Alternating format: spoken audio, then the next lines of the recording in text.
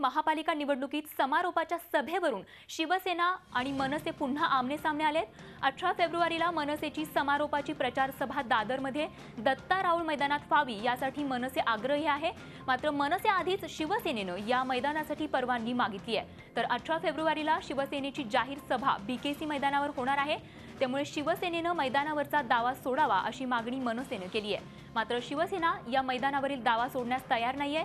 स्थानिक शिवसेना आमदार सदा सरवणकर यांनी या मैदानाचं शुल्क भरले। त्यामुळे या मैदानावरून शिवसेना आणि मनसे वाद पुन्हा एकदा रंगणार आहे।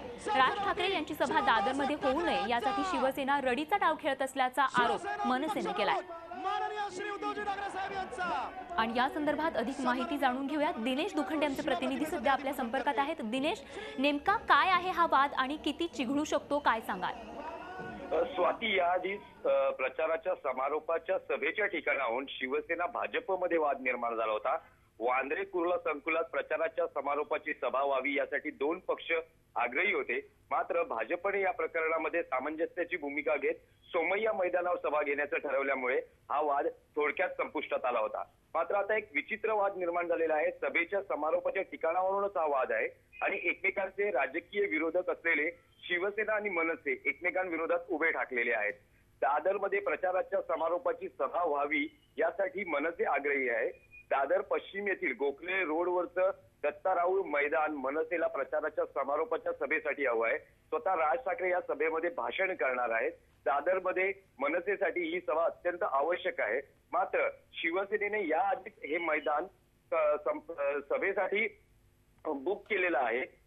त्यामुळे हा जो दावा आहे किंवा मनसेची जी मागणी आहे ती किती आक्रमक ठरते हे पाहणं उत्सुकतेचे ठरणार आहे। सर्वात महत्त्वाचं म्हणजे मनसेने शिवसेनेला विनंती वजा मागणी केलेली आहे की त्यांच्या प्रचाराच्या समारोपाची सभा ही वांद्रे कुर्ला संकुलात होत असल्यामुळे 18 फेब्रुवारीलाच ही सभा होते आहे। त्यामुळे हा जो त्यांचा दावा आहे तो त्यांनी मागे घ्यावा। मात्र स्थानिक आमदार सदा सरवणकर यांनी या मैदानाचं शुल्क भरून आपला दावा आणखी मजबूत केलेला आहे। मनसेने या प्रकरणात निवडणूक आयोगाकडे तक्रार करण्याचीही तयारी दर्शवलेली आहे। तसंच हा वाद आणखी चिघळू शकतो। शिवसेनेने हे मैदान मनसेसाठी सोडलं नाही तर मनसेकडे दोन पर्याय आहेत। एक तर दादर स्टेशन कबूतरखानाजवळ सभा घेणं किंवा प्रभादेवी शिवसेनेचं मुखपत्र असलेल्या सामनाच्या बाहेर सभा घेऊन शिवसेनेला आव्हान देणं। मनसे यापैकी कुठचा पर्याय निवडते हे पाहणं उत्सुकतेचं ठरणार आहे। नक्कीच दिनेश, तर मनसेचा हा दावा किती आक्रमक ठरतो हे पाहणं उत्सुकतेचं ठरणार आहे। धन्यवाद दिलेल्या सविस्तर माहितीसाठी।